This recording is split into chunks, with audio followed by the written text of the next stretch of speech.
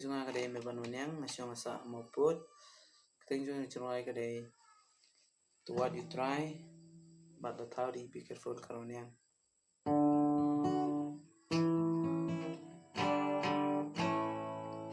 Ongi imagine kisiba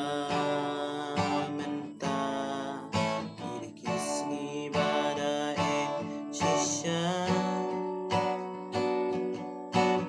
kacha bapai dapaki jing sobha ya jing im samlaban pen bernya atau kadai kumki samla bachungo bhajing kala banwa yutra hajing em jong pi jonga oki samla kristan tuat ya utrai Hajing em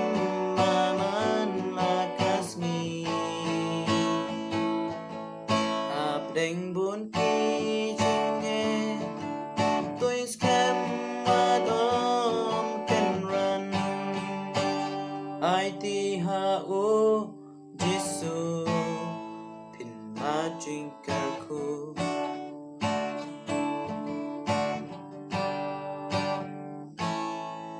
Haba persiang ban pet jing im sao dong jong ni Sing is go do jing german Kacha bapai dap jing sniu babon jai Ya jing im jong ni ban pen long rao Amano ba Jing at pelong ibawan ban yangi Sutrai ban pet ban ri laki jing sliu ban la Koki samla krista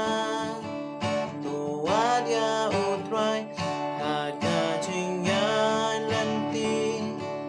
Hajing em maman lakasni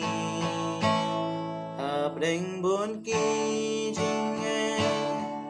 Tuing skem madom ken ran Ai ti ha u jisu